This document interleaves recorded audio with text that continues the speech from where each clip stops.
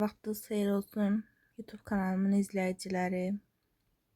Uzun zaman idi YouTube kanalımda videolar paylaşmırdım aktiv şəkildə, amma artıq bugündən sonra sizin üçün maraqlı, sizi düşündürən sualları paylaşacağım, izahları paylaşacağım. İndi başlayaq. Bu il 4-cü qrupa düşmüş sualların izahı ilə. İlk sualdan başlayaq. Doymuş bir əsaslı, daha doğrusu doymuş bir atomlu spirt və doymuş bir əsaslı karbon turşusu. Karbon atomlarının sayı ikisi də n veribdir. Yəni eyni sayda karbon atomu var. Həm spirtimizdə, həm turşumuzda. Bunların molekül kütlələri arasında asıllıq qurmağımızı istəyir. Doymuş bir atomlu spirtin formulu CnH2n CnH2n plus 1 OH və yaxud da CnH2n plus 2 O şəklindədir. Doymuş bir əsaslı karbon turşusu isə CnH2nO2 kimi yazılır. Yəni bunlar arasındakı fərq, məsəl üçün burada əksikdir. Bir dənə oksigen, o 16 qram eləyir. Bir də 2 qram hidrogen daha çoxdur deyə 16-dan yəni ikisini götürürük. 14 qram fərq eləyir. Yəni CnH2 burada plus 2-dir deyə spirtdə. 16 qramı 16 kimi düşünmürəm. O 2 qramı da 16-dan götürürəm üzərindən ki, fərq 14 olsun. Əgər doymuş bir atomlu spirt M-dirsə, X neçə olar? Yəni M-in üzərinə 14 gəlməklə biz bərabərlik qura bilərik. Məsəl üçün, spirtimiz CH3OH, biraz da bunu əzbər yadınızda, mən həmişə şagirdlərimə deyirəm ki, əzbər yadınızda saxlamağa çalışın. CH3OH 32-dir də. Qarışqa turşusu da, yəni tərkibində hər ikisində bir karbon olmalıdır. İlk nümayəndədə qarışqa turşusudur, HCOH. O da eləyir 46. Yəni həqiqətən 46 ilə 32 çıxanda fərq nə qədər alınır? O 14 qramı biz yenə də görürük, yəni daha yaxşı başa düşmək üçün. Və 32-ni 46 eləmək üçün, bura 32-dirsə, onu 46 eləmək üçün üzərinə 14 gəlməlisə, yenə də D variantında, yəni uyğunluq görsənir. Yəni cavab olur D variantı. Sonra deməli gələk 32-ci sualımıza. 32-ci sualda deyir ki, homogen reaksiyasında müəyyən müddət ərzində A2-nin qatlığı 0,25 moldan 122-yə düşübdür. Bu müddət ərzində B-nin qatlığının azalmasını hesabla. Yəni belə deyək də, nə qədər sərf olunma olubdur? A2 ilkin qatlığı 0,125-dir, C1. Sonra 0,122-yə düşüb. Yəni 0,125-dən 0,122 çıxmalıydıq. 5-dən 2 çıxanda 3, 0, 0. Yəni qatlıq dəyişməsi bəli 0,3 olubdur. Bu A-ya görədir. İndi bizdən B-yə görə istəyir. Yəni bizim çaşmamalı olduğumuz məqam tez 0,3 yazmaq düzgün deyil. Bu A-ya görə müəyyən zaman ərzində qatlıq dəyişməsidir. B-yə görə 2 dəfə ondan çoxdur. Yəni A 1 addım gələndə B 2 dəfə ondan çox sərf olunur da, belə lor dildə desək. Yəni 0,3-ü 2 dəfə artırmaq lazım idi ki, 0,6 olsun. Sonra 33-cü suala baxaq. 33-cü sualda maddələr verilibdir. Yanma istiliyi verilib. Yanma istiliyi ümumiyyətcə 1 mol maddə yanan zaman ayrılan istiliyə deyilir. Və kütlələri verilibdir. Yanması zamanı ayrılan istilik miqdarını bizdən istəyir. Yəni H2-nin yanması, yanma deyəndə oksigenlə reaksiya nəzərdə tutulur. H2 üzərinə gəl O2 eləyir, H2 əmsallaşdıranda burada 2 verir, burada. Asetilenin yanması reaksiyasını yazsaq, karbon qazı və su alınır. əmsallaşdırsaq, asetilene 2 versək, karbon qazına 4 verməliyik, karbon atomlarının sayı 4 olsun deyə. Suya 2 verməliyik. Oksigen 10 olur. Solda da 10 olmaq üçün 5 yazmalıyıq bu şəkildə. İndi hidrogenin kütləsi 1 qramı üçün 286 olubsa, yanma istiliyi, daha doğrusu yanma istiliyi 1 mol üçündür. Yəni 2 mol üçün mən tərifdə dedim 1 mol maddəyə yanan zaman ayrılan istilik. Yəni 1 mol üçün 286-dırsa, axı bizdə 2 mol hidrogen yanıb. Yəni 286-nı 2 dəfə artıranda istilik effektini almış olacağıq. 286-nı 2 dəfə artıranda 2 dəfə 6 12, 2 dəfə 8 16 17, 2 dəfə 2 4. Bir yadda 5. 572 kilojoule reaksiyanın istilik effektidir. Bu dursun belə. Yəni 4 qram hidrogen yananda 572 kilojoule istilik ayrılır. Amma bu bizdən 1 qram istəyir də, görürsünüz ki, deyir 1 qram üçün Q1-i tap. Yəni 4 qram üçün 572-dirsə, o səndən 1 qram istəyirsə 1 qrama versən X. 572-ni 4 dəfə azaldanda cavab çıxmalıdır. Yəni 572-ni 4 dəfə azaldacaqsan, 4-ə böləcəksən, o da eləyəcək 5 4-ə 1 dəfə, 17 4-ə 4 dəfə, 12 4-ə 3 dəfə. 143. İndi eyni qaydada asetilen üçün hesablayaq. 1 mol asetilen üçün 1300-dürsə, yanma istiliyi 1 mol maddəyə aid. Axı bizdə asetilen 2 mol olubdur. Ona görə 1300-ü 2-yə vursaq 2600. Yəni reaksiyanın istilik effekti 2600 olub. Yəni C2H2 nə qədərdir? 24 üstünə 2 26. Zaten verib testdə. Amma bizdə 2 mol 26 olubdur. Yəni 52 qram üçün 2600-dürsə səndən 13 istəyir. Yəni tənasüb qursan, yazacaqsan ki, 52 qram yanında 2600-dürsə, yəni reaksiyanın istilik effekti, bəs 13 üçün nə qədərdir X? 52 4 dəfə azalıb 13 olubdursa, 2600-də 4 dəfə azaldırsan, eləyir 650, yəni cavab B variantı olur. Sonra 34-cü sualın izahına baxsaq, 3 amin propan turşusu ilə izomer maddəni göstər. 3 amin propan turşusunun birinci formulunu yazmalıyıq ki, görək orada nə qədər, hansı atomdan nə qədərdir. İzomer deyirsə, yəni tərkibcə bir-birinə kəmiyyətcə uyğun olmalıdır element atomlarının sayı. 3 amin propan turşusudur. Propan dediyinə görə 3 dənə karbon yazmalısan. 1, 2, 3. Yəni bilirsiniz ki, nömrələmə buradan başlayır. 1, 2, 3. 3 amin propan turşusu deyir. Yəni amin üçüncüdə də 3-cü karbonda olacaq. Bunu əmsallaşdırsaq, əmsallaşdırmaq nə idi? Hidrogenlə yəni düzəltsək, atomların valentliyinə uyğun olaraq bu şəkildədir. Bunu istəmir. Bunun izomerini istəyir bizdən. Yəni eyni bunu istəmir. Məsəl üçün belə deyək də, A variantında nə görürük biz? A variantında NH2-ni ikinci karbona yazıbdır. Yəni bu 1-dir, bu 2-dir, bu 3-dür, düzdürmü? Yəni mən yazdığımda 3-cüdədir, 3 amin dediyinə görə. Amma A variantı 2 amin propan turşusudur.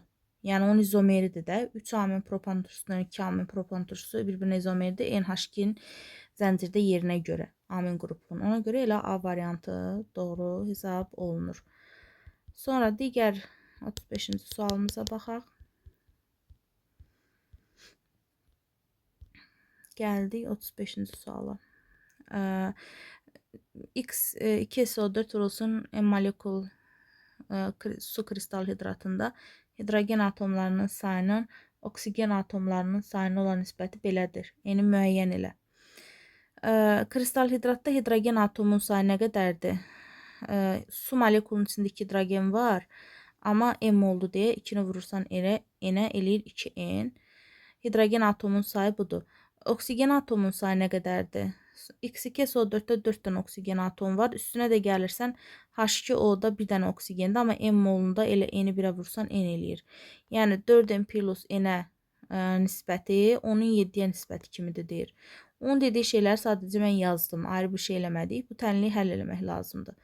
14 kənar hədlərin hasili orta hədlərə bərabərdir. Yəni bir-birinə vururuq kənarla. Ortanı 2 eni 7-yə vururuq 14-in. Onu da 4-in plus enə vuranda 40 üstə gəl 10 en eləyir. 10 en sola keçəndə 4 en bərabərdir 40, en də olur 10. Bizdən nə istəyir? Eni müəyyənlə cavab olur C variantı. Bəli, doğrudur. Daha sonra 36-cı sualda görək nə deyir. Niyə belə oldu? 36-cı sual. Deyir ki, reaksiyalara əsasən X, Y, Z metallarının kimyəvi aktivliyinə görə müqayisə elə. Biz bilirik ki, aktiv metallar lityum istisnadır, oksidə parçalanır, lityum oksidi. Amma natrium, kalium, kalsium, məsəl üçün nitridə və oksigenə parçalanır. Və orta aktiv metallar, metalın oksidinə, NO2 qazı və oksigenə mis istisnaydı. Həmçinin pasiv metallardan pasiv olsa da miski oksid kimi parçalanırdı. Pasiv metallar isə metalın özünə parçalanırdı. Yəni Y mis istisnaydı yenə dediyim kimi. Yəni Y məsəl üçün gümüş olar, pasiv hidrogendən sağda yerləşən metal. X isə aktivdir. Yəni X-in aktivliyi ən böyükdür, Y-in aktivliyi isə ən kiçikdir. Onda elə Z də düşür ortaya. Yəni bunun ən asan üsulu budur. O da eləyir X böyükdür Z, o da böyükdür Y. Bəli, doğrudur. Məsəl üçün X-in natrium götürə bilərsən, Z-i dəmir götürə bilərsən. Tutaq ki, Y-i isə ekvivalentli, məsələn, qurğuşun və s. götürə bilərsən. Belə. Sonra keçək 37-ci sualımıza. 100 qram X faizli məhlul ilə 60 qram Y faizli məhlul qarışdırılıb. A qram X faizli ilə A qram Y faizli məhlul qarışdırılıb. Eyni maddənin məhlullarını qarışdırdıqda birinci qabda 19 faizli, ikinci qabda isə 22 faizli məhlul alınırsa, Y-i deyir hesabla. Deməli, eyni maddənin məhlulları sözünə, yəni biz fikir verməliyik. Düzdür, bizim yəni eyni ikinci qabda məsələn eyni kütləlidir. Tutaq ki 200 qram X faizli ilə tutaq ki 200 qram Y faizli. Yəni onda biz X ilə Y-i cəmləyib 2-yə bölə bilərik də. Yəni X plus Y böl 2 22 faizli deyir alınıbdır. Onda neyniyəcəyik biz? X plus Y böl 2 bərabərdir 22. X ilə Y-in cəmi bizə verməlidir 44 faizi yazsaq. Yəni X üstə gəl Y böl 2 neçəyə bərabərdir? 22-yə. X plus Y-də 44-sə X plus Y 44-dür. İndi birinci qabda deyir 19 faizli məhlul alınıbdır. Onda 100 vurulsun X üstə gəlinsin. M1 omega 1 üstə gəl M2 omega 2 bərabərdir. M1 plus M2 vurulsun omega 2. Yəni bu düsturdan istifadə edəcəyik. 100 vurulsun X üstə gəl 60 vurulsun Y bərabərdir M1 plus M2. Yəni 160 vurulsun omega 2. Omega 2 də deyir 19 olubdur. Bunu həll eləmək lazımdır. 100 X üstə gəl 60 Y bərabərdir 160-ı 19-a vuranda alınan ədəd. Orada X ilə Y-i X plus Y-də 11-dirsə bir dəqiqə hesablayaq. Deməli, yazdığımız tənliyi həll eləməyə çalışsaq, hər tərəfi 10-a bölməliyik. Sadələşdirmə aparaq. Biraz bayaq qarışıqlığı idi. Eləyir 12 üstə gəl 6y bərabərdir 16 vur 19, o da eləyir 304. Yəni indi bu tənliyi biz həll eləməliyik. 12 üstə gəlinsin 64. Oy, 64 nədir? 6y bərabərdir 304. Bir daha biz bayaq x plus y-i 44 tapmışıq. X plus y bərabərdir 44. Məsəl üçün aşağını mənfi 10-a vuraq ki, 12-lər ixtisar getsin. Mənfi 10-a vuranda bu olacaq mənfi 12 üstə çıxılsın. Artı uca çıxılsın olacaq. 10y bərabərdir 440. Mənfi 440 özdə. Çünki mənfi 10-a vurmuşuq. 12-lər getdi. 6y 10y eləyir mənfi 4y bərabərdir 440 budur, 304 də bu. 440-dan 304 çıxacaq, amma mənfi 440-ın işarəsi mənfidir, mənfi götürəcəyik. Ondan 4-ün çıxanda 6, 3-dən 0-ın çıxanda 3, 4-dən də 3-ün çıxanda 1. Qaldı 136, mənfi 136, mənfini də mənfiyə bölündə müsbət olacaq cavabımız. 136-nı da 4-ə böləndə eləyəcək 13 4-ə 3 dəfə, 16 4-ə 4 dəfə, yəni 34. Müsbət 34. Y olacaq 34. Bu da bizdən elə Y-i soruşur. Yəni belə. O da eləyir Y variantı. Biz nə elədik deməli? 2 dənə eyni kütləli müxtəlif faizli məhlulları qarşılarında bizim düsturumuz var. Omega 1 üstə gəl omega 2 bölü 2. Onu tətbiq elədik. X-lə Y-i cəmləyib 2-yə böldük. Deyir 22% olur. Oradan X plus Y 44 oldu. Sonra keçdik birinci hissəmizə. Burada müxtəlif kütləli, müxtəlif faizli eyni maddələri qarşılarındakı düsturdan istifadə elədik. M1 omega 1 üstə gəl M2 omega 2 bərabərdir. M son omega son düsturundan omega sonu 19 veribdir. M sondakı kütlələrin cəmidir. Yəni X-lə Y-in cəmi. Və bu tənliyi də həll elədik. X-lə Y yox, daha doğrusu 160-ın. Və bu tənliyi də həll elədik. Gətirdik, əvəzləmə elədik, sistem tənliyə çıxartdıq. Məsələmizi həll etmiş olduq. Başqa bir yolla da demək olardı ki, məsələn 100 qram X faizli, 60 qram Y faizli, yəni 100-lə 60-ın cəmi eləyir 160. 160 qram.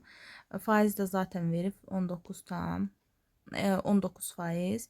160 qram 19 faizli məhlul alınır. 160 qram 19 faizli məhlulun da suyun duzun miqdarını tapa bilərik. 160-ı 19-a vurub 100-ə bölsək eləyəcək 30.4. Yəni 30.4 bizim olan duzun miqdarıdır. Biz də yəni bu biraz ən daha yaxşı başa düşmək üçün elə birinci dediyim yol daha, yəni orada bir qaranlıq qalmır ki, bu hardan gəldi, o hardan gəldi. Yəni tam belə izahlı olan yolu odur. 38-ci sual, uyğunluğu müəyyən edin. Bertolli duzu, fosforla reaksiyası, kibritin yanma reaksiyası. Alınır kalixlor və P2O5, kalixlor və P2O5, kibritin yanma reaksiyası və qələvin xlorla jave suyu kalixlor, kalium hipoxlorid, kalium xlorid və su. İndi bizə nə istəyir bu? Və üçüncü kalsium karbonat əhəngdaşın parçalanması reaksiyası 1000 dərəcədə kalsium oksid və karbon qazı alınır. Reaksiyadan qaz halında maddə ayrılır. Qaz dedik ki, karbon qazı ayrılacaq üçüncüdən. Uyğunlaşdırma eləyəcək də. Məsələn, üçüncüyə gedəcək A. Amma belə deyək də, H-xloru da qaz kimi fikirləşsək, yox, elə üçüncüyə gedəcək A. Sonra kibritin yanma, onu zaten dedik, birinciyə gedir B. Birinciyə gedir B. Sonra disproporsiya tipli oksidaşma reduksiya reaksiyasıdır. Disproporsiyaya gedir ikinci. Yəni oksidləşdirici və redux edici xlordur, eyni atomdur, eyni maddə xlor qazının tərkibinə daxildir. Ona görə o disproporsiyaya gedir. Yəni 2-yə gedir, həmçinin 2-yə gedir C. Sonra reaksiyada turş oksidi alınır. P2O5 də turş oksididir. Karbon qazı da o bəli, 1-ə də gedər, 3-ə də gedər. D. 1-ə də gedər, 3-ə də. Yəni 1-ə gedir B, D, 2-yə gedir A, 3-ə də gedir 3-ə gedir A, 2-yə gedir C, D. B, D, 1-ə getdi B, D, 2-yə getdi C, D, 3-ə getdi A. Hansı variant olur onda? Bir də yenidən baxaq. Reaksiyadan qaz halında maddə ayrılır. Yəni dedik karbon qazıdır da orada. Karbon qazı ayrılırdı. 1-ə gedir D. Bir də yenidən yazsaq. 1-ə gedir D. Sonra 1-ə gedir D yox, 3-ə gedir D. Bir dəqiqə burada qarışıqlı oldu. Yenidən hamısını silim. Test çox qarma qarışıqdır, özdə yazılıdır. Yenidən yazaq təmiz hissədən. Reaksiyada qaz halında normal şəraitdə maddə ayrılır, karbon qazı. Deməli 1, 2, 3. 3-ə getdi A bu şəkildə. Kibritin yanma reaksiyası dəqiq 1-ə gedir B. Yəni digər variantları ataq. Aha. 3-də A olacağına görə bu variantlar da gedir. Hansı variant qalır onda? B variantı qalır da. Disproporsiya tipli oksidləşmə dedik 2-yə gedir dəqiq o. Yəni disproporsiya 2-yə gedir C. Reaksiyadan turş oksidi alınır. Həm 1-ə gedir. Turş oksidi P2O5 turş oksididir. Çünki B, D. Həmçinin 3-ə gedir. İndi hansı variant olur? B, D, C, A, D. Hə, bayaq mən qatma qarşı yazmışdım. Zaten B variantının olduğu aydın məsələdir. Sonra 39-cu reaksiya X, Y, Z maddələri müəyyən elə deyir. X-in dəmirlə reaksiyasından Y alınır. Y-in qələvi ilə reaksiyasından Z alınır. Z-in X-lə reaksiyasından yenidən Y alınır. Qələvi ilə ümumiyyətcə Y-ə baxsaq, qələvi ilə reaksiyaya gedər. Yəni əslində həm dəmir xlor 2, həm dəmir xlor 3, yəni uyğunlaşdırma ilə eləməliyik biz bunu. Xlor da, H-xlor da olar X, amma biz Z-ə görə indi fikirləşəcəyik. Z-lə X reaksiyaya gedə bilsin. Y alınsın. Yəni, məsələn, H-xlor götürsən, dəmir OH3 götürsən, yəni A-da uyğun gəlir, belə baxanda B-də uyğun gəlir. Dəmir H-xlorla reaksiyaya gedəndə amma 2 valentdə olur da. Yəni, bunu unutmaq olmaz. Dəmir xlorun özü ilə 3 valentdə olur, amma duru turşlarla 2 valentdə olur. Xlorid turşusu duru turşu olduğuna görə dəmir xlor 2 alınır. Dəmirlə xlorun H-xlorun reaksiyasından mütləq bunu yadda saxlamaq lazımdır. Dərs izah videolarında da demişəm. Dəmir xlor 2 H2 alınır. Dəmirin xlorun özü ilə reaksiyasından isə 3 valentdə olur. Bunu yadda saxlamaq lazımdır. Dəmir üstəgəl xlor 2 alınır. Dəmir xlor 3. Hə, ona görə B variantı yox, A variantı olur. Yəni X H-xlor olub. Dəmirlə reaksiyada dəmir 2 valentdə olacaq. Ona görə A variantıdır. B-ni götürə bilmirik. Yəni səbəbi budur. Yoxsa belə götürəndə, yəni dəmir xlor 2 kalium OH-la gedir, dəmir xlor 3-də gedir, çöküntü alındığına görə dəmir 2 hidroksidi, dəmir 3 hidroksidi çöküntüdür. Sonra 40-cı sual görək nədir? Qapalı qabda baş verən xromun qat nitrat turşusundan reaksiyasından, xrom qat nitrat turşusundan nəinki xrom, dəmir də qatı turşularına incə dedik ki, 3 valentdə olur. Yəni xrom 3 nitrat alınır. Burada N3 olmalıdır. Xrom üzərinə gəl nitrat turşusu. Qatı nitrat turşusu ilə 3 valentdə olur. Qapalı qab dediyinə görə NO yazırıq və su. Ağzı açıq qab olsaydı NO tez NO2 çevrilə bilərdi. X qazının oksidləşmə məhsulunun parçalanmasından almaq olar. X qazı dedik NO-dur. Oksidləşmə məhsulu ümumiyyətcə reduksiya edici element burada. Yəni elektronu verən xromdur. Sıfırdan müsbət 3-ə gedib. Və xrom hansı maddənin tərkibindədirsə o reduksiya daha doğrusu reduksiya edici maddə hansının tərkibindədirsə məhsul olaraq o oksidləşmə məhsuludur. Yəni xrom 3 nitrat oksidləşmə məhsuludur. Deyir xrom 3 nitratın parçalanmasından NO qazı alınır. Xeyr, oradan NO2 qazı alınır. Axı biz bayaq da keçmişdik onu. Görürsüz, izahlarda həmişə deyirəm ki, yəni nitrat turşusu, sulfat turşusudur. Onların duzların parçalanması və s. çox düşür. Yəni demək olar ikinci sualdır ki, bu tipdə bir suala rast gəldik bu testdə. Yəni X qazını xeyr, xrom 3 nitratın parçalanmasını ala bilmərik. NO2 alınır orada. Yəni NO alınmaz. Ona görə onu götürmürük. Reaksiyaya daxil olan turşunun 75% duzun alınmasına sərf olunur. Biz burada əmsallaşdırma eləməliyik. Yəni bunu tapa bilməyimiz üçün. Xrom 2 nitrata 2 versək, mənim qələmlərim nə üçün belədir? Xrom 3 nitrata 2 versək, onda NO-ya da 2 versək, 2 dəfə 3-ün 6, 8 bura versək, 4 suya düşsə, görək oksigen bərabərdir. 2 xroma düşsə, necə pis yazır bunlar. Baxaq görək düzəldi. 3 dəfə 8-in 24 soldadır. 2 dəfə 3-ün 6, 18, 20, 24 düzəldi. Bəli, adətən belə 2 verməklə düzəltmək daha rahatdır. İndi baxaq nə deyir? Reaksiya daxil olan turşu 8 moldur. Duzun alınmasına, duzun içində 6 azot atomu var.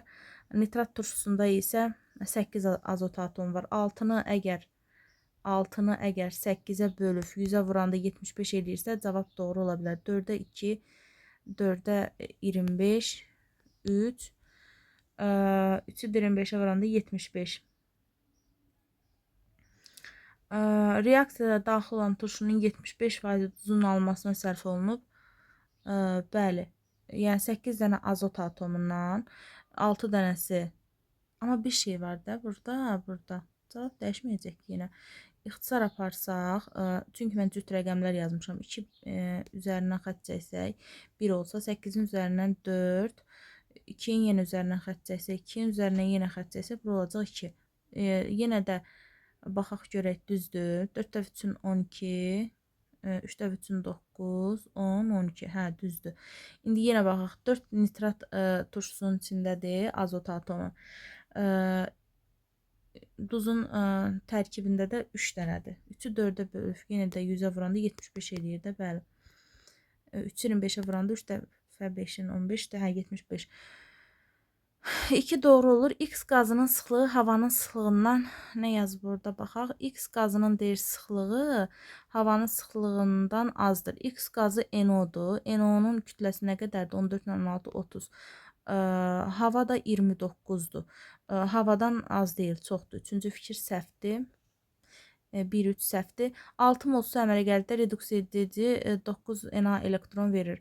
Əslində bizdə nə qədər su əmələ gəlib? 2. 2 mol su əmələ gələndə reduksiya edici 9 Na elektron verir. Reduksiya edici bizdə dedik xromdur. Xrom 1 mol xrom atomu 0-dan müsbət 3-ə gedir. Əslində 2 mol, belə yazmalıyıq da, bir dənə buranı silək, biraz səliqəli yazaq. 2 mol su atomu əmələ gələndə 3 Na-dırsa, bu bizdən nə istəyir? 6-da X-dir. 3 dəfə 6, 18, 2-yə bölündə 9. Bəli, burada da deyəsən 9 yazıbdır. Bəli, 9. Deməli, bu fikir doğrudur. Sonra 2, 4, sonra 5-ə baxırıq. Reduksiya məhsulu düz əmələ gətirməyən oksidiya. Reduksiya məhsulu oksidləşdirici element hansı məhsulun tərkibindədirsə, o məhsul reduksiya məhsuludur. Yəni əksi olaraq. Azot oksidləşdirici elementdir. Müsbət 5-dən, azot müsbət 5-dən gedib müsbət 2-yə azalıb. Azalan elektronu alan deməkdir. Alanda oksidləşdirici olur. Bu da deyir ki, NO-dur da. Deməli, reduksiya məhsulu, yəni oksidləşdirici element NO-dur. NO qazının tərkibindəki azotdur daha doğrusu. Duz əmələ gətirməyən oksidu, bəli. Duz əmələ gətirməyən oksidlər N2O-dur, şənləndirici qazı, NO-dur, silisium-dur və dəm qazıdır, CO. Ona görə 5 də doğrudur. Onda cavab olacaq 2, 4, 5. O da eləyəcək C variantı. Sonra növbəti sualımıza keçək, görək bizdən nə istəyir, nəyi deyir. 41-ci sual. Amoniakın hansı maddələrlə reaksiyasında azotun valentliyi dəyişmir? Baxaq. Sulfat turşusu ilə amoniakda dəyişməyəcək, çünki duz alınacaq. Yəni neytrallaşma baş verir də. Neytrallaşma reaksiyalarında əsasən dəyişmir axı. Belə deyirik də.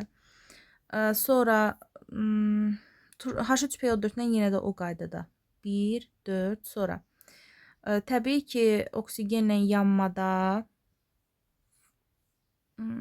amoniak NO əmələ gətirir də. Və yaxud da N2 əmələ gətirir. Yanma dediyinə görə N2 götürsək. -3-dən 0-a gəlir və yaxud da NO əmələ gələ bilər, su əmələ gəlir hər bir halda. Bu reaksiyalarda söhbət gedir oksigenlə amoniakdan. Yəni hər birində dəyişir. Valentliyi amoniakın hansı maddələrlə dəyişmir deyir. Karbon qazı ilə biz turşuları götürməliyik də. Karbon qazı ilə alınacaq amonium, daha doğrusu karbamid, misk oksidlə mis, azot su və hamısında dəyişir. Amma H-xlorda dəyişmir. Yox, bizdən istəyir, oksidləşmə dərəcəsini demir, diqqətli olmalıyıq. Azotun valentliyi deyir, dəyişmir. Biz dəyişmir. Yəni amoniakda neçə valentlidir azot? 3 valentlidir. Bunu bilirik. Düzdürmü? Biraz bunu izah eləyək burada. Aha, 3 valentlidir. Azotun özündə də 3 valentlidir. Yəni oksigenlə reaksiyada axı dedim, hər bir halda azot ya da NO alınır. Ondan sonra karbon qazında karbamid alınır. Misk oksiddə də azot alınır. Yəni 3 valentlidir. Amma turşuların reaksiyada sulfat turşusundan NH4 2SO4 və yaxud da NH4 HSO4 alınır. NH4 söhbət varsa, yəni donor akseptor mexanizmi var. Bir valent artır, 4 valentli olur. Yəni birdə dəyişir, turşularla dəyişir. H3PO4-də NH4, yəni molundan asılı olaraq H2PO4, NH4 2 dəfə HPO4 və yaxud da NH4 3 dəfə PO4 alınır. Fərqi yoxdur da. Yəni NH4 söhbət varsa bir valentli, bir vahid artır. İndi izah elədik. Yəni azotun bir cüt elektronu hidrogenin boşuna gedir və donor akseptor mexanizmi əmələ gəlir. Ona görə turşularda dəyişir, digər maddələri götürəcəyik. 2, 3, 5. Cavab olacaq Y variantı. Dəyişmir dediyinə görə. Sonra bu testdə səhv götürülüb. Çünki tərsinə götürübdür. Yəni azotun sərbəst halda valentliyi 3-dür. Amoniakda da 3-dür. 42. Homoloqlar ümumi olan əlamətlər. X-i müəyyən elə. Nə yazıb burada? X. Homoloqlar üçün nə ümumidir də onu seçməliyik. Eyni sinifə aiddir, bəli. Üzvü maddələrin sayının çox olmağının səbəbi onların homoloji sıralar əmələ gətirməyidir. Yəni bir-birindən CH2 qədər fərqlənməyi. Bu da eyni sinifə aiddir. Alkanlar bir-birindən CH2 qədər fərqlənir. Məsələn, alkinlər də öz içlərində, siniflərində bir-birindən CH2, turşular da, efirlər də hamısı. Amma bu o demək deyil ki, alkanla alkin bir-birindən CH2 qədər fərqlənir. Ona görə eyni sinif söhbəti doğrudur. Birinci fikri götürürük. Yəni bir eynidir. Bütün fiziki xassələri eynidir. Homoloqların xeyr. Məsəl üçün, metanla butan bir-birindən homoloq ola, pentan bir-birindən homoloq ola bilər, amma biri məsələn fiziki xassəsi qaz halındadır, biri maye halındadır, olmaz.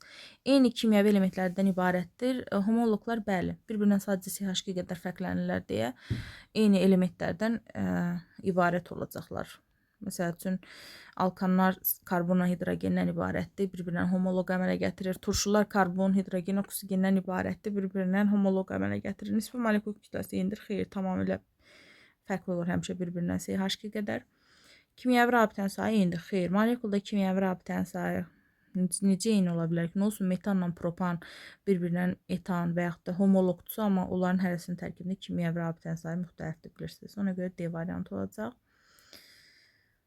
Sonra növbəti sualımız 42-ci sual. 43-cü sual. Sulfid və N2-dən ibarət qaz qarışığının həcmi bu qədərdir. Qaz qarışığından alınan sulfat turşusunun maksimum kütləsi. Qaz qarışığından alınan ilkin qaz qarışığındakı N2-nin mol sayını hesabla. H2S N2-dən ibarət qaz qarışığının həcmi 89,6 litrdir. Onsuz da 22,4-ə bölsək, nü bərabərdir M bölün. Nü bərabərdir VM düsturundan istifadə eləsək, bizə verilən həcmə, molyar həcmə bölsək, yəni 89,6-nı 22,4-ə bölsək, 4 mol olduğu aydın məsələdir. Qaz qarışığından alınan sulfat turşusunun maksimum kütləsi də 196 qram. Əslində 98 qram sulfat turşusu var. Daha doğrusu emeri var deyəndə 98-dir, amma bizdə 2 mol imiş ki 196 qram olubdur. Bunu da necə bildik? Yenə V nü bərabərdir. Və nü bərabərdir M bölü M düsturundan istifadə edirik. Sənə verilən kütlə 196-nı 98-ə bölürsən 2 mol olduğu aydın məsələdir. Yəni 2 mol sulfat turşusunda 2 mol kükürt atomu varsa, deməli H2S-dən də 2 mol olubdur. Çünki 2 mol H2S-in içərisində də 2 mol kükürt atomu var. Yəni burada da yazılıbdır. Bura 2 yazsan, H2S-in içərisində 2-nin bir vuranda 2 eləyir. Həqiqətən burada 2 yazsan, yenə 2 kükürt eləyir. Buradan müəyyən olundu ki, 2 mol H2S var imiş. Axı bizdə 4 mol idi qarışıq. Deməli 2 mol da azot imiş də. Mol payını faizlə hesabla deyirsə 50% götürəcəksən. Çünki yarıba yarı imiş. Yəni 2 mol birindən 2 mol birindən 2-ni ümumi faizə 4-ə bölüb 100-ə vuranda eləyəcək 50%. Yəni 50% H2S qazı var imiş. Hidrogen sulfid. 50% də azot qazı var imiş. Sonra elə çətin suallar yoxdur, görsənir ki, sadəcə çoxlu test işləməklə, dərsləri diqqətlə oxumaqla sualların öhdəsindən gəlmək olur. X, Y, Z maddələr üçün ümumi olan nədir? Bilirsiniz ki, trimerləşmə reaksiyası baş veribdir. Asetilin polimerləşib, yəni benzol əmələ gəlir aktiv karbonla. Yəni X C6H6-dır, benzol. Benzol etilinlə reaksiyadan etil benzol əmələ gəlir. Etil benzol da dehidrogenləşəndə strola çevrilir. Yəni Y nədir? Etil benzoldur. Alkilləşmə reaksiyası baş veribdə CH4 daxil olub benzol həlqəsinə. Yəni alınıb etil benzol CH2 CH3. Ondan da hidrogen qopardanda hərəsindən bir hidrogen qopardıb strol molekulu əmələ gəlib. Yəni CH2 qat rabitə CH2 nə istəyirində? Ümumi deyir. Karbonun kütlə payı. Yəni 6 vur 12-ni C6H6 78-dir. Karbonun kütlə payı. Bunu hesablamalıyıq da biz. 6 vur 12-ni, bu ekran biz təmizləməliyik ki, qatma qarışıqlıq düşməsin, qəşəng başa düşək. 72 eləyir 6-nı 12-yə böləndə. C6H6-nın da emeri 78 olmalıdır. 6-nı 12-yə vuranda 72, üstünə 6 gələndə 78. 72-ni 78-ə bölüb 100-ə vuranda neçə alınır? Sonra bu birisi də C8H8-dir. Bəli, eyni olacaq da. Çünki 6-lar da ixtisar gedir. Heç hesablamamıza gərək yoxdur. C8H8, 8-lər də ixtisar gedir. Yəni karbonla hidrogen 12-nin 1-ə nisbəti qalır da. Kütlə payı eyni olacaq. Hər ikisində 12-nin 1-ə qalır. Ümumi formul eyni deyil. Çünki C6H6 başqa şeydir, C8H8 başqa şeydir. Bromu suyu rəngsizləşdirməsi. Təbii ki, benzol həlqəsi bromu suyu adi şəraitdə rəngsizləşdirmir, adi şəraitdə. Amma strolun başındakı pi rabitəyə görə bromu suyu adi şəraitdə rəngsizləşdirir. Bu da ümumi deyil. Karbon atomlarının hibrid vəziyyəti. Karbon atomunun hibrid vəziyyəti hər birində sp2 hibrid halındadır. Ona görə 4-cü fikir doğrudur. 1, 4. Sonra polimerləşmə reaksiyasına daxil olması, xeyr, bu da eyni deyil. Bunun alken hissəsi var deyə, belə deyək də, pi rabitəsi var deyə polimerləşir, polistrol əmələ gətirir, amma benzol yəni polimerləşə bilmir. Aromatik karbohidrogen olması təbii ki, hər ikisi aromatik karbohidrogendir. Yəni benzol həlqəsi var deyə hər ikisi aromatik hesab olunur. Sonra yəni cavab olur 1, 4, 6. O da eləyir Y variantı. Sonra 45-ci suala baxaq.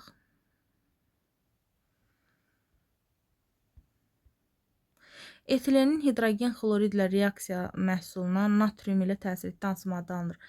Etilenin hidrogen xloridlə reaksiya məhsulu. Etilenin hidrogen xloridlə reaksiyasından alınır CH3, CH2 xlor. Yəni pi rabitə qırılır. Hidrogen başa, xlorda onun yanındakına fərqi yoxdur. Yəni əksində CH2 xlor CH2 yaza bilərdik. Nəsə. Buna natriumla təsir edəndə virus reaksiyası baş verir. Yəni olan maddəni yazırsınız. Olan maddə CH3 olan maddə CH3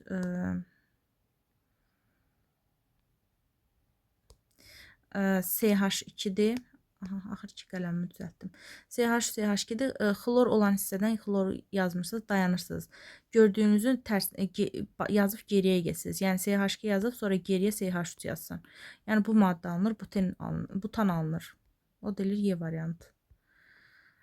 Çox asan bir çalışmadır bu da. Yəni həmişə deyirəm dərslərimdə də ki, virus reaksiyası mümkün deyil də, yəni düşürəmişəm. Çox vaxtı. Hansı reaksiyada həm birləşmə, həm də oksidaşma reduksiya reaksiyasıdır? A variantından nitrat turşusu alınır. Birləşmə reaksiyasıdır. Oksidaşma reduksiya reaksiyası təbii ki, bəsit maddə var. Yəni cavab adı B variantında kalsium hidrokarbonat alınır. Birləşmə reaksiyasıdır, amma heç bir element oksidaşma dərəcəsini dəyişmir. D variantında birləşmə deyil, ona görə götürə bilmirik, amma oksidaşma reduksiyadır. C variantında oksidaşma reduksiyadır, amma birləşmə deyil, hidrogen qazı çıxır. Y variantı birləşmədir, amma oksidaşma reduksiya deyil, çünki heç bir element oksidaşma dərəcəsini dəyişmir. Oksidaşma reduksiya deyə bilmək üçün elementin oksidaşma dərəcəsi hər hansısa biri dəyişməlidir. Bəsit maddə varsa, avtomatik onu həmişə oksidaşma reduksiyaya götürə bilərsən. Amma bizdə həm də birləşməyə uyğun olmalıdır deyə bu A variantında ödəndi. Alkan molekulunda sigma sp3s rabitənin sayı 10A-ya bərabərdir. sp3s deyirsə, artıq sənə aydındır ki, S hidrogen deməkdir. Bu da 10-dursa, elə hidrogenin sayı, yəni 2n plus 2 10-dur. 2n plus 2 10-dur. Yazsan 2n plus 2 10, n tapırsan. N bərabərdir 4. Söhbət gedir C4H 10-dan.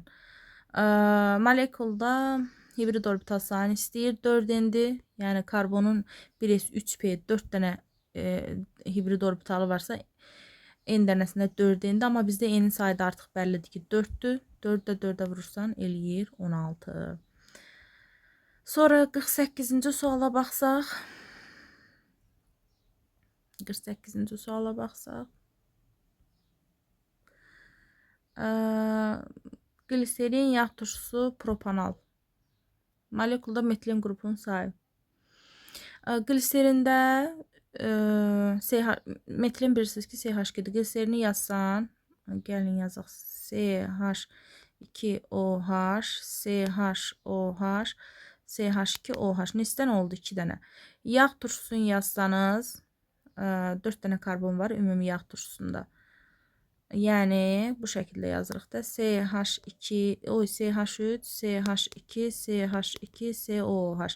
2 dənə də CH2 buradadır. Propanal aldehiddir. 3 dənə karbon var. 1, 2, 3. Yəni CH2, CH3. Bir dənə də buradadır. İndi bizdən nə istəyir bu? Müqayisə elə deyir metilen qruplarının sayını. Heç nə. X-lə Y bir-birinə bərabərdir 2 və böyükdür Z-dən. Çünki 2 birdən böyükdür. Sonra gəldik 49-a. Nə deyir 49-da? Bir dəqiqə buralar bir silək. Glikozanın qıcqırmasından həmişə deyirəm. Yəni bu düşən şeylərdir də, yəni bunu bilmək vacibdir. Glikozanın qıcqırmasından alınan üzv maddə molekulunda karbon atomunun sayı. Glikoza ümumiyyətcə qıcqıra bilər süd turşusuna, qıcqıra bilər yağ turşusuna, qıcqıra bilər spirt və karbon qazına. Süd turşusuna bilirsiniz ki, deməli, yağ turşusunda indi dedik 4 dənə karbondur. Süd turşusunun formunu yazarıq. Bizə nə istəyir bu? Alınan üzv maddə molekulunda hidrogen atomunun sayı. Üzv maddə molekulunda karbon atomunun sayı. 4 dənə dedik yağ turşusundadır. Yağ turşusunun formulun bayaq yazmışdıq. CH3 qara qələmlə yazaq. CH2 CH2 COOH. Bizdən hidrogen atomu istəyir. 3 2 5 2 7 bir də bu 8. Yəni burada olur 8. Sonra maddə hidrogen atomu karbon atomunun sayı süd turşusunda 3 dənə karbon var. 3 dənə karbon var süd turşusunda. COOH, CH, OH, CH3. 3, 4, 5, 6. Yəni süd turşusunda olur 6, Y olur 6. Spirtdəki etil spirti də C2H5OH. Yenə olur 6.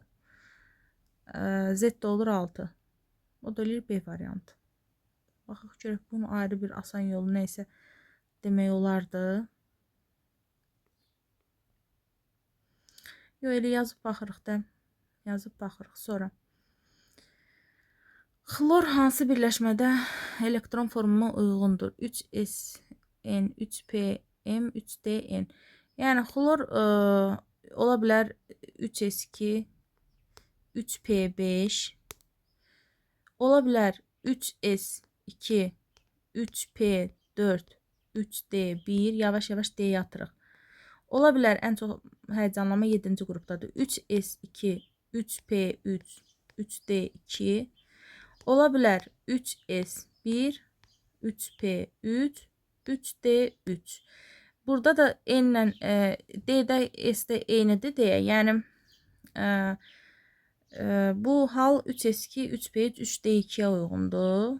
Yəni burada da 5 dənə tək elektronu var deyə 5 valentli olduğu birləşmələri götürməlisiniz. Xlor 2O5-də xlor 5-dir, müsbət 5 oksidaşmədir. H xlor O3-də 3 2 6, birin hidrogenə verir oksigen.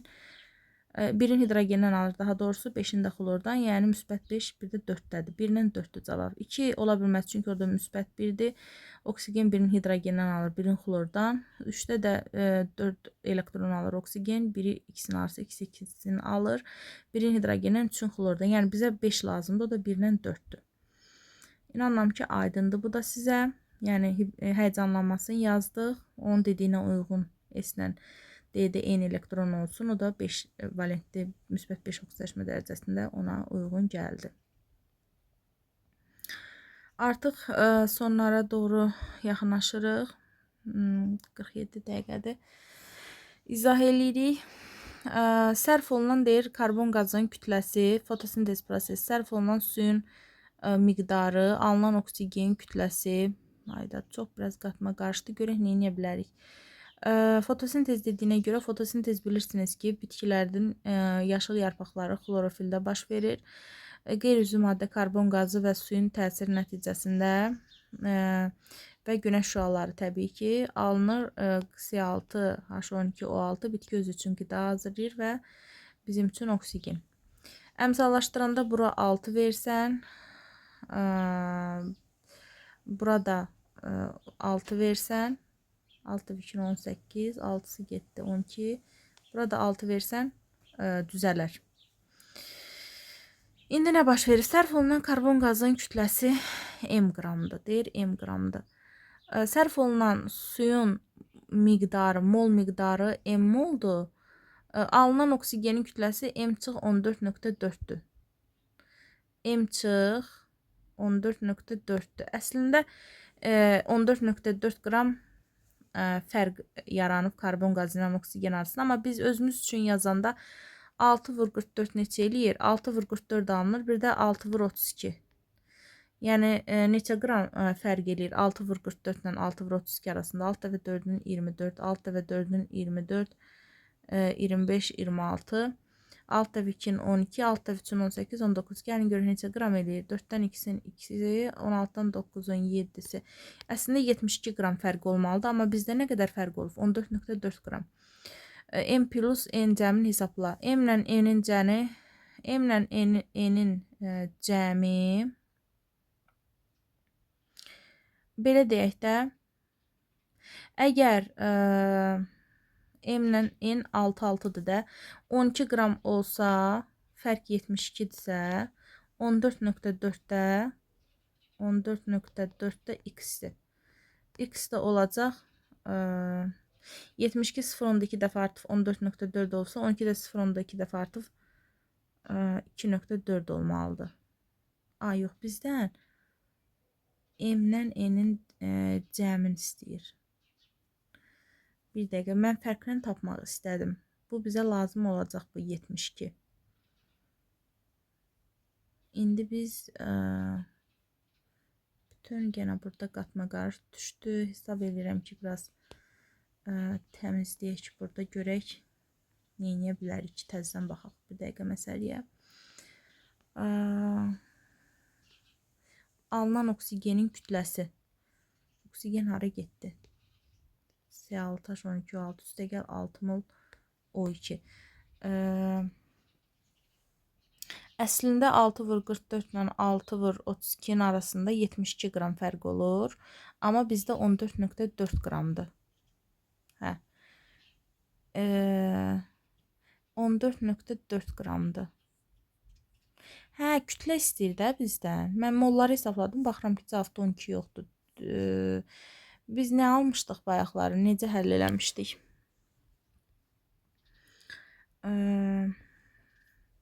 Yazmışdıq ki, 72 qram fərqlə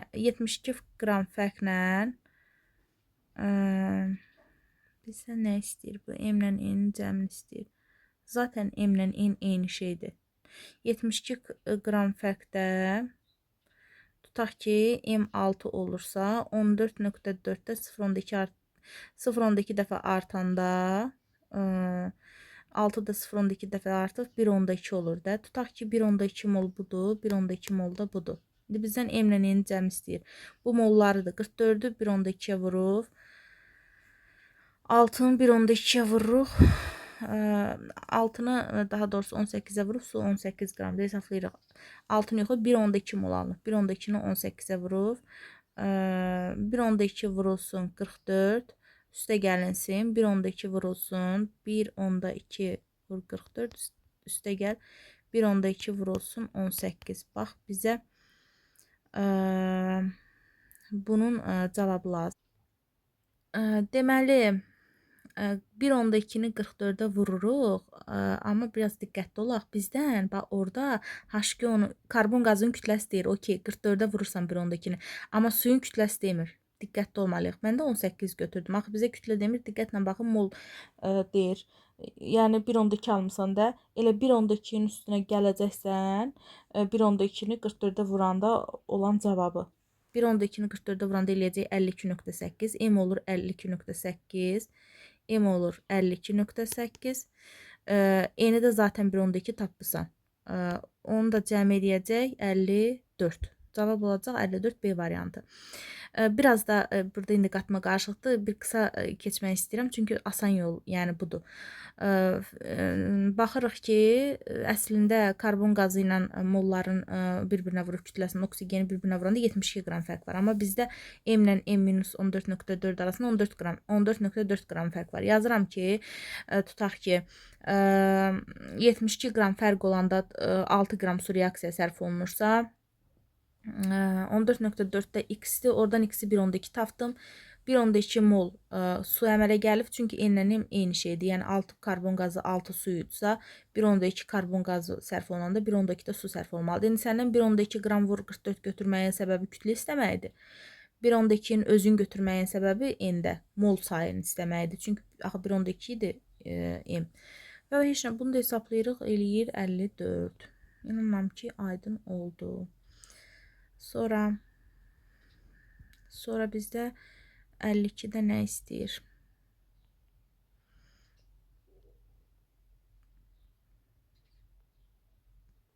Mən 52-ni görsəm izah eləyərdim nədir, amma nə istəyir bu görə? Dissosiasiyada alınan iyonların mol miqdarı. A2B-nin mol miqdarı.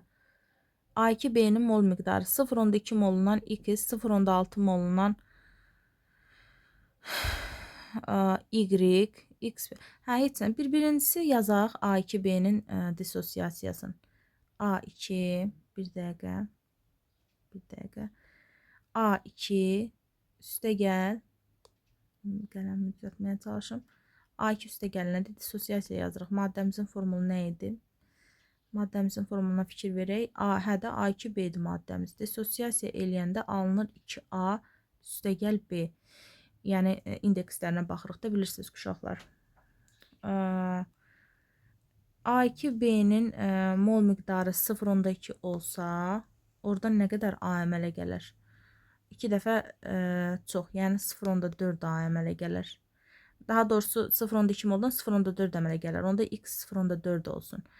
B 0,6 moldan nə qədər B əmələ gələr? 0,6 mol A2B-dən elə 0,6 mol B əmələ gələr. Y də olsun bu.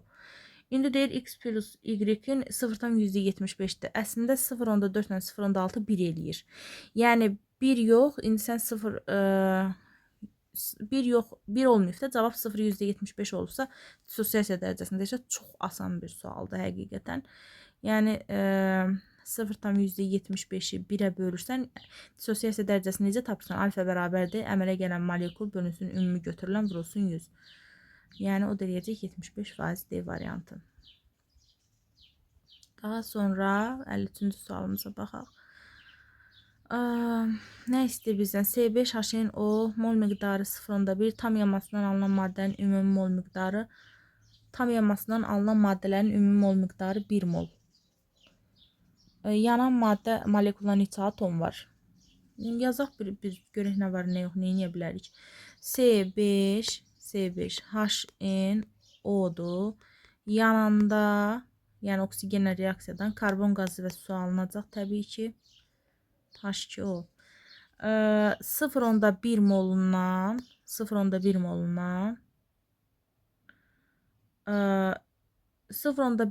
5-ə vuranda nə edir? 0,5. Solda 0,5 karbon varsa, sağda da 0,5 mol karbon atom olmaq üçün karbon qazına 0,5 yazırsan, onda su nə qədər olmalıdır? Cəmi 1 olmaq üçün. Su da 0,5 olmalıdır. İndi səndən hidrogen istəyir. Sağda nə qədər hidrogen olur? 0,5 2-yə vuranda 1. 0,1-i indi sən nəyə vuranda 1 eləyir? 10-a vuranda eləyir də. Onda neçə atom olar? N neçə olar? 10 olmalıdır ki, onu 0,1-ə vuranda 1 eləsin ki, sağda da 0,5 2-yə vuranda 1 olsun. Cavab olur 1. Sonra daha doğrusu 10 olur. Onu 0,1-ə vuranda 1 eləyir. Bəli.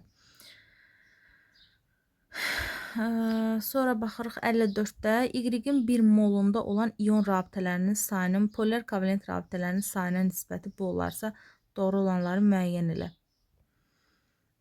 Deməli, bir dəqiqə, burada silinmir. Y-in 1 molunda olan iyon rabitənin sayı polar kovalent Y-in. Yəni H3PO4 kalium OH, ümumiyyətlə kalium OH-la reaksiyaya gedə bilən, yəni biraz turşuluq olmalıdır onun tərkibində. Məsələn, X kalium 3PO4 ola bilməz. Çünki kalium 3PO4-ün tərkibində kaliumun sayı maksimumdur. O tərkibinə daha kalium OH ala bilməz. Yəni, məsələn, X kalium 3PO4 ola bilməz. Amma kalium 2 ola bilər. Kalium 2 HPO4 də ola bilər. Kalium H2PO4 də ola bilər. Sonra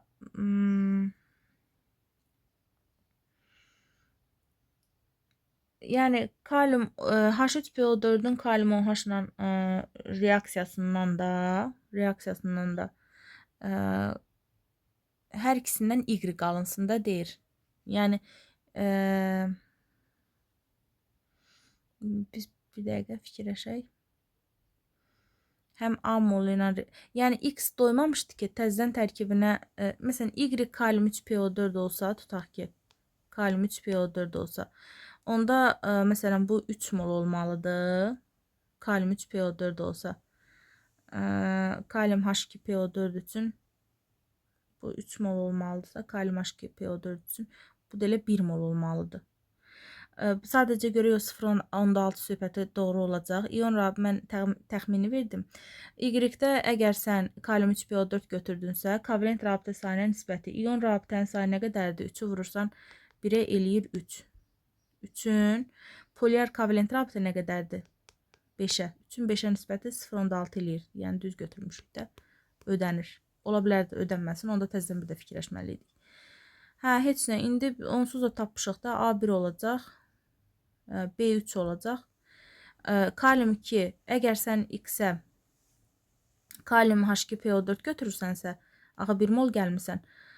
Kalium H2PO4 götürürsənsə, kalium H2PO4 üstünə nə qədər gəlməlisən ki, kalium 3-ə çevrilsin. Yəni kalium H2PO4-ün tərkibində 1 kalium varsa, 3-ə çevirmək üçün yəni 2 mol kalium OH gəlməlisən də, onda C olacaq 2. Yəni inanıram ki, bu aydın oldu, çünki həmişə düşür.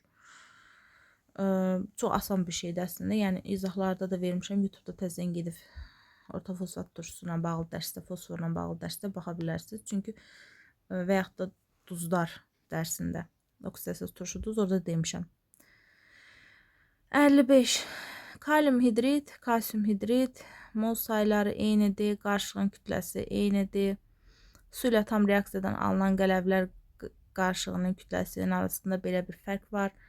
Gəlin reaksiyaya yazaq, baxaq da. Kalium hidrit, üstə gəlinsin su. Alınır. Burada bir şey var ki, heç nə yazaq. Kalium OH, üstə gəl H2. Əmsallaşdıranda heç nə yazmayacağıq. Kalsium H2-də isə su ilə reaksiyada alınacaq kalsium OH 2 H2. Yenə suya 2 verəcəyik. 4, 5, 6. 2 də bura verəcəyik. Bəli. Bunların mol miqdarı eyni olanda zaten görürük ki, heç birisinə əmsal düşmür. Qarışığın kütləsi amma deyir eyni olsun da.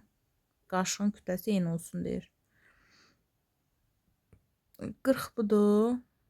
42 budur. Yəni kalium OH-ın emeri 40-dır. 39-dan birinci cəmi 40 edir. Kalium H2 isə 42-dir. Yəni bunları eyni fikirləşsək, su ilə tam reaksiyadan alınan qələvlər qarışığının kütləsi qarışığın kütləsindən 4,8 qram çoxdur. İndi belə bir şey fikirləşsək. Kalium OH, kalium OH, kalsium OH2. Su ilə reaksiyadan alınan qələvlər qarışığının kütləsi 4,8. Yəni bunların 40 ilə 42-nin cəmi eləyir 82. Çıxan hidrogəndə 4, 5, 6. 82 ilə 6 arasında fərqə baxsaq, deməli yox, belə fikirləşirik. Bizim su nə qədərdir? 18 H2O-dur, 36 da kalsium hidritdəkidir. Cəmi eləyir 18 ilə 36. 18 ilə 36 eləyir 54. Yəni sən 54 qram əlavə eləmirsən, amma bizdə qaz, hidrogen qaz çıxıbdır. Birincidə 2 mol, 2 qram, ikincidə isə 2 mol H2 4 qram. 54 ilə 4-ün də cəmi eləyir 58. Bir dəqiqə. Suyumuzun mol miqdarı 18 ilə 36 elədi 54. Yəni sən bunu 54 kimi fikirləşə bilməyəcəksən, çıxan hidrogeni nəzərə alacaqsan. Çünki çox gedibdir. Nə qədər dedik? 2, 1, 4-də 1, 6. 54-dən 6 çıxanda nə qədər qalır? Yəni sən artım 54 kimi fikirləşə bilməməyə səbəbi 3,6 qram hidrogendir. 54-dən 6 çıxanda 48 eləyir. Aha, amma bizdə 48 qram artım olmuyor. 4,8 qram artım olub. Qarışığın kütləsi arasında fərqlə tapacağıq. Qarışığın kütləsi M-dir. Artım 4,8-dir. Amma əslində 48 olmalıdır. Yəni 48 olsa tutaq ki 1 mol kalium, mən görürsünüz ki 1 moldan hesabladım da, baxıram bayaqdan. 1 mol kalium hidrit, 1 mol da kalsium hidridi olubdur. Amma bizdə 1 yox. 4,8 oldu. Biz 0,1 molla, yəni 10 dəfə azalmış versiya ilə baxacağıq. Bizdə nə istəyir ümumiyyətcə? Heç nə mol miqdarını istəyir də. N istəyir. N 0,1 olur. Yəni əgər 48 olsaydı 1 mol olardı. 0,1 olubdur ki 4-18 olub. Bilmirəm, ümumiləşdirmə eləməyə gərək var yoxsa yox. Bir də deyim ki, reaksiyanı yazdıq. Reaksiyaya girən suyu eyni mol dediyinə görə kalium H-la kalsium hidridi, məsələn, mən 1 molla baxdım özüm üçün ki, onda suyun kütləsi oldu 48, nədir, 56 qram, amma biz 56 yox, 54 qram, amma biz 54 ola baxma bilmərik, çünki orada hidrogen də çıxıb 6 qram. Yəni 54-dən o çıxan 6-nı da çıxdıq, elədi 48. Yəni əslində qələvin kütləsi 48 qram artmalıdır. Amma bizə M plus 4-18 olub, 4-18 artıb deyə biz başa düşürük ki, 1 mol yox, 0,1 molla baxmalıymışıq kalium H-a, kalsium hidridə. Sonra yəni mənə elə gəlir ki, çox da çətin tapşırıqlar yoxdur. Yəni bilmirəm izahlardan nə dərəcədə başa düşürsünüz. Fikirlərinizi yazarsınız. Yəni izahlar haqqında. 56-cı sual. Neylon kapron. Yəni həmişə deyirəm, həmişə demişəm. İzahlara da gedib baxsanız, iri molekulu birləşmələr haqqında. Neylon, kapron bu əzbər bilinməli olan bir şeydir. Molekulda metilen qrupunun sayını istəyir. Neylon bilirsiniz ki, heksametilen diaminindən adipin turşusundan əmələ gəlir. Lavsan etilen glikolla treftal turşusundan əmələ gəlir. Kapronun tərkibində cəmi 6 dənə karbon var. Yəni bir dənəsini başda yazırsan. Bir dənəsini başda yazırsan. Mötərizəyə alırsan. Bir tərəfinə NH2 yazırsan. Bura əgər 6-dırsa 5 dənəsi bura düşür də. Bura da COOH yazsan. Yəni bu polimerləşəndə NH buradan gedir. H-ın biri buradan gedir, OH buradan gedir. Burada qalır CO. Burada da qalır NH. Belə bir şey alınır. Səndən heç bunu soruşur. 5 dənə CH2 var. Yəni polimerləşmə dərəcəsi N-isə 5-in. Tutaq ki, bu olur 5-in. Kapronda daha doğrusu Y olur 5-in. Yuxarı yazın. Neylon isə dedik ki, heksametilin, baxın, heksa 6 deməkdir. Heksametilin və adipin turşusu. Heksametilində 6 dənə CH2 var. Adipin turşusunda da bilirsiniz ki 4 dənədir. 4 dənə CH2, yanlarda da COH. Yəni belə bir şeydir. Heksametilin diamini də bu şəkildədir. CH2 6 dənə. Yəni 6 ilə 4-ün cəmi eləyir 10. İndi bizdən nə istəyir? X olur 10. X, Y-ə nisbətini tap. 10-un 5-ə nisbəti eləyəcək 2. Yəni 2-in 1-ə nisbəti. 2. Sonra natriumun nə istəyir bizdən? Natriumun uyğunluğu müəyyən edir. Natrium hidroortofosfat. Natrium hidroortofosfatda bir natrium var deməkdir. Bir hidrogen var deməkdir. Natrium HPO4. H3PO4 2 hidrogen trifdə indeksə 2 verirsən. Natrium dihidroortofosfat deyirsə, dihidro 2 hidrogen deməkdir. Natrium H2PO4, natrium indeksini heç nə yazmırsan. H3PO4-dür. Bir hidrogen trifdə hər ikisi bir valentlidir natriumda. H2PO4 indeksləri içine yazmırsan. Natrium ortofosfatdakı natrium 3PO4-dür. İndi bizdən nə istəyir? Duzun xassəsi və tipi. H3PO4 ilə reaksiya daxil olmur. Tərkibində hidrogen sayı maksimum olan, çünki o tərkibində hidrogen ala bilmir. Yəni o natrium H2PO4-dür ki, daha artıq natrium H3PO4-dəyə birləşmə yoxdur. Yəni onda A gedir 2-yə. Yəni 1, 2, 3. A gedir 2-yə. Natrium OH reaksiya daxil olmur. Tərkibində maksimum natrium olan natrium tərkibini ala bilməyəcək. Natrium OH ala bilməyəcək. O da natrium 3PO4-dür. Çünki 3 dənə natrium var. Da natrium 4PO4-dəyə birləşməmiz yoxdur. Deməli 3-ə gedir B.